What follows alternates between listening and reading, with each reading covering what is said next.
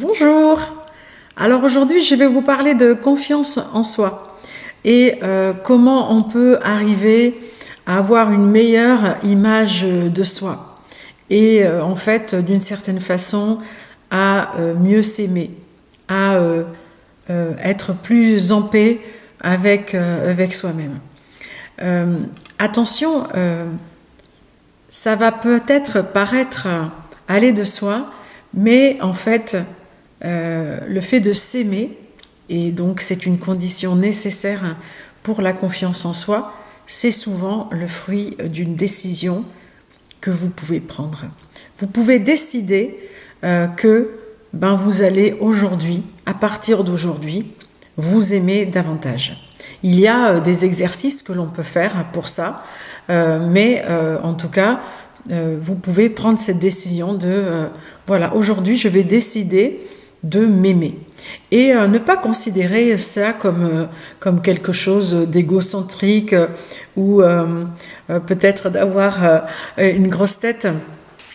Au contraire, c'est de partir du principe que l'amour inconditionnel, quand on veut le pratiquer pour tout le monde, pour l'humanité, eh bien l'amour inconditionnel, il commence par être bien, par aller bien, par être confiant en soi et aussi donc par être capable donc d'éprouver cet amour inconditionnel, y compris pour soi-même. Et donc le meilleur moyen de commencer cette pratique de l'amour inconditionnel qui apporte énormément de bonheur, puisque tout l'objet de cette chaîne, c'est de trouver le moyen de vivre une vie plus heureuse. Eh bien, pour être plus heureux, il faut être capable d'aimer. Puisque aimer, c'est vraiment quelque chose qui apporte à l'intérieur de soi quelque chose de beaucoup plus grand que soi. Et on a, enfin je ne sais pas si vous connaissez des personnes qui pratiquent cet amour inconditionnel. Moi je suis tombée sur certaines vidéos de personnes qui vous disent voilà je vous aime, et c'est absolument fabuleux que d'avoir ce sentiment à donner. Et donc pour cela, eh bien, il faut être capable de le donner, et pour le donner, il faut s'aimer. Il faut s'aimer soi-même.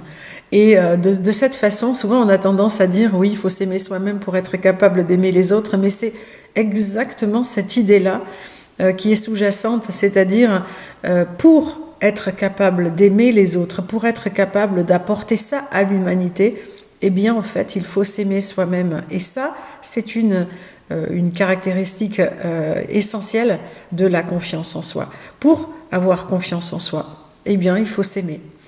Et pour s'aimer, il va falloir travailler à cela. C'est quelque chose qui se pratique parce que parfois on porte en nous depuis peut-être la petite enfance, une idée de l'amour conditionnel.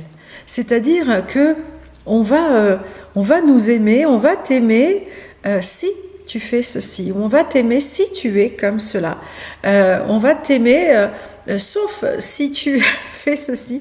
Et en fait, cet amour conditionnel, parfois, qui est le marqueur de l'éducation de notre enfance, avec des personnes donc, qui nous aiment, qui ont voulu bien faire, c'est celui de mettre en balance, en conflit,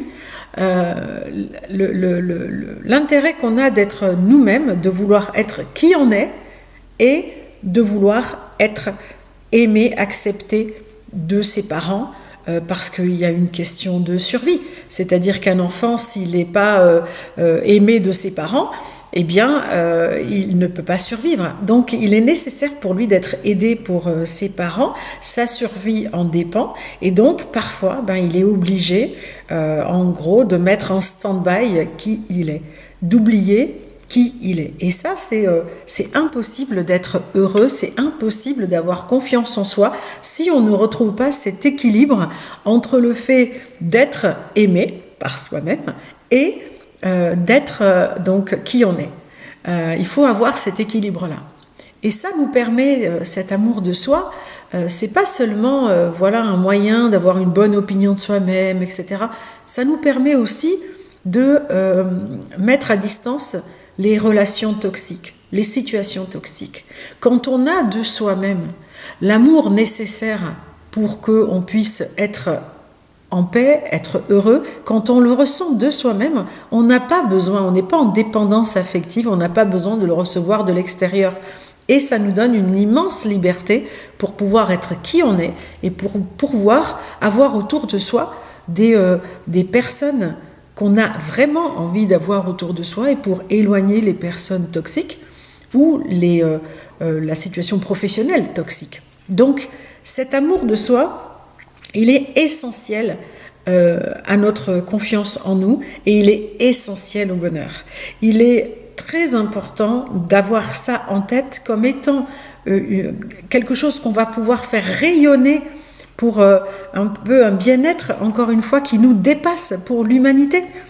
Et plutôt que de le voir comme quelque chose du « Ah, je vais m'aimer pour moi-même parce que je suis mégalo ». C'est pas ça la question, c'est pas ça dont il est question. Il est vraiment question là d'amour inconditionnel. Mais pour pouvoir être capable de le donner, eh bien, il faut s'entraîner avec la première personne avec qui on est en contact avec soi-même. Et donc, pour cela, eh bien, il y a des exercices qu'il faut pratiquer, des exercices qu'il faut aussi surveiller, puisque l'activité de notre mental est à surveiller. Parce que notre mental, il est souvent attaché à notre passé et il est inquiet sur l'avenir. Or, l'amour inconditionnel, c'est maintenant. C'est rien à voir avec le passé, c'est rien à voir avec l'avenir. C'est l'instant présent, c'est être dans le moment présent, c'est être conscient de notre moment à l'instant précis où nous le vivons. Et pour cela, donc, la pratique de la méditation est vraiment essentielle. Donc, je ne saurais que trop vous recommander de la pratiquer. En plus, je vous avais dit dans une précédente vidéo qu'on ne peut pas rater cet exercice, mais j'essaierai de vous préparer dans une prochaine vidéo une méditation en entier avec des affirmations positives qui vont aussi cultiver l'amour de soi. Les affirmations positives, voilà un excellent exercice que vous pouvez pratiquer. Vous pouvez vous les faire vous-même, vos affirmations positives qui vont vous parler davantage, qui vont être plus l'expression de ce dont vous avez besoin. Moi, j'en ai entendu plein, des affirmations positives, et chaque fois j'avais un petit détail à changer pour qu'elles soient parfaitement alignées avec ce que je suis. Et donc je vous proposerai les miennes dans la méditation évidemment que je vais diriger avec vous, mais il faudra que vous soyez donc entreprenant de ce point de vue-là et que vous puissiez être auteur de vos propres affirmations positives, même si vous vous inspirez bien évidemment des affirmations positives que vous pouvez entendre de ci, de là. Donc les affirmations positives, ça c'est quelque chose que pour notamment contrecarrer toutes ces choses qui sont installées dans notre subconscient et dont parfois on n'a pas tellement idée, il faut les pratiquer tous les jours. Il y a une célèbre méthode qui s'appelle la méthode Coué. Je ne sais pas si vous en avez entendu parler, mais la méthode Coué, c'est, je crois qu'il fallait répéter ça une trentaine de fois par jour. Et donc, il avait une espèce de collier où il comptait avec des nœuds ou des perles et puis il comptait le nombre de fois parce qu'il fallait que ce soit le plus inconscient possible. Et c'était une phrase qu'il répétait, c'était « chaque jour à tout point de vue, je vais de mieux en mieux ». Chaque jour, à tout point de vue, je vais de mieux en mieux. Cette affirmation positive, toute simple, elle peut déjà être un départ. C'est-à-dire, à partir de cette affirmation-là, ça peut bénéficier en plus à votre santé. Et donc ça, c'est très très important d'être aussi acteur de sa santé, de ne pas attendre passivement que la santé vienne de quelqu'un d'autre. De la même façon que votre amour doit venir de vous-même, votre santé aussi, elle doit venir de vous-même. Vous pouvez cultiver votre santé plutôt que d'essayer d'attendre que vous soyez malade pour agir. Donc voilà, c'est un peu le même état d'esprit.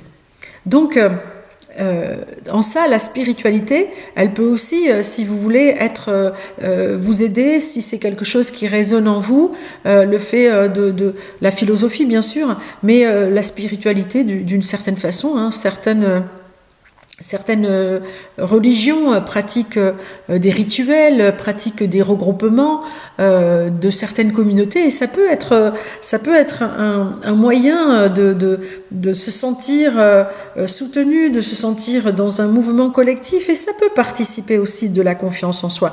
Parce que la confiance en soi, ce n'est pas que la confiance en soi-même, identité tout seul, c'est aussi la confiance aux autres personnes, en les autres, et aussi la confiance en la vie. Parfois, la vie, elle nous pousse vers une direction. On le sent bien, certaines mauvaises choses qui nous arrivent dans l'existence, en fait, parfois, eh bien, ça devient de très bonnes choses. Je connais des personnes qui ont été licenciées, et sur le moment, on a l'impression que c'est une mauvaise nouvelle, mais après ça, elles ont monté leur société et elles ont très très bien évolué, avec une vie bien plus agréable, bien plus confortable qu'avant.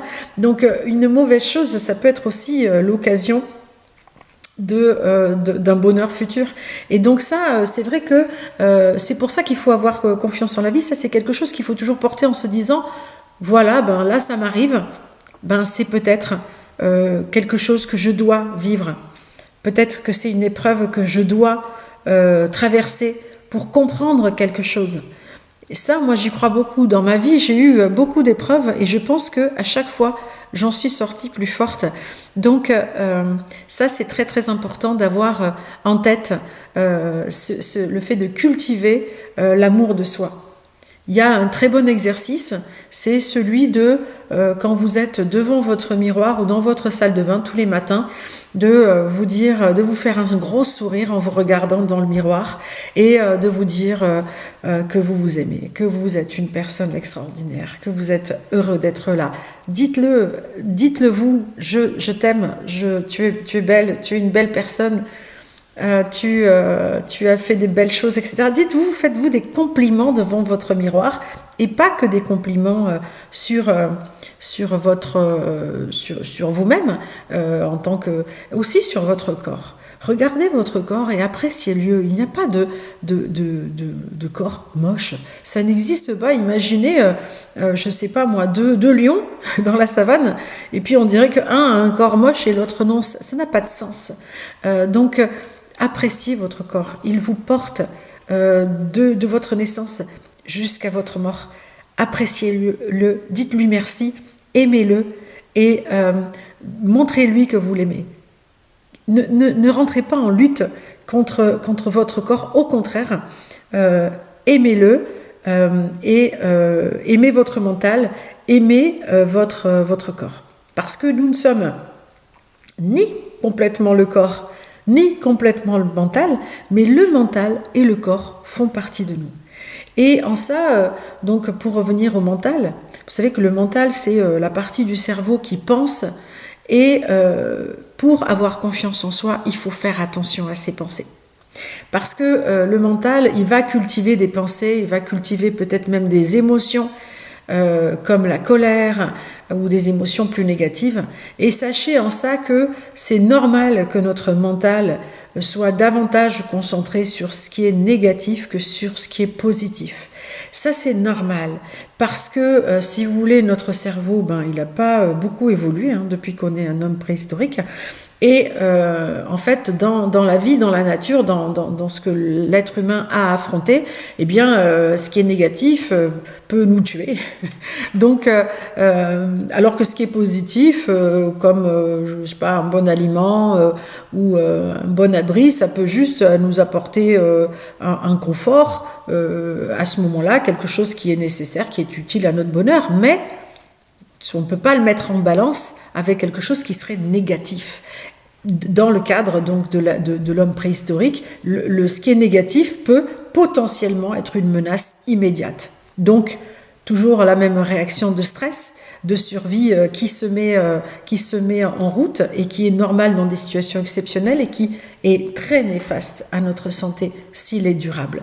Donc, encore une fois, toujours la même chose, faire attention à ses pensées, s'écouter.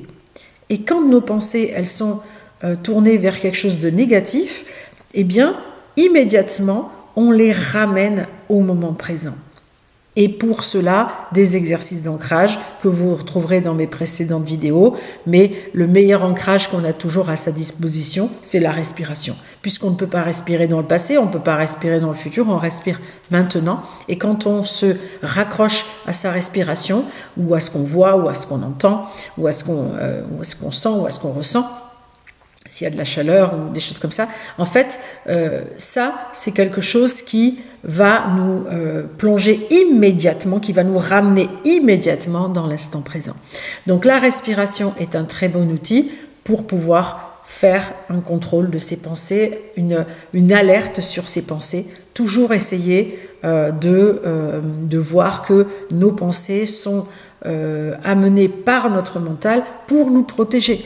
Donc, il a tendance à faire beaucoup trop attention à ce qui est négatif et pas assez attention à ce qui est positif. Et nous, être conscients, nous le savons.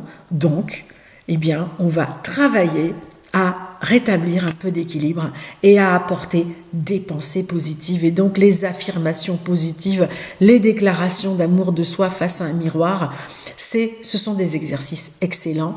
Si vous pouvez compléter ça avec un exercice de méditation, même pas très long, de 5 minutes tous les jours, c'est vraiment déjà un très grand pas vers la confiance en vous. Et essayer d'être vraiment à l'écoute, attentif aux émotions, parce que une émotion, elle ne dure jamais très longtemps. Donc si on est en colère pendant plusieurs heures, voire plusieurs jours, c'est qu'on entretient cette émotion négative avec nos pensées. Donc soyez toujours attentifs à vos pensées, ayez une intention consciente de vouloir vous intéresser à vos pensées et prenez la décision que vous allez agir sur vos pensées. Donc voilà pour cette vidéo pour aujourd'hui. On reviendra bien sûr sur la confiance en soi qui ne pourra pas se régler en une simple vidéo, bien évidemment. On en refera d'autres, des vidéos sur la confiance en soi. Vous pouvez compter sur moi. Et donc, écoutez, merci d'avoir regardé jusqu'au bout. Prenez soin de vous, aimez-vous. À très bientôt. Je vous remercie.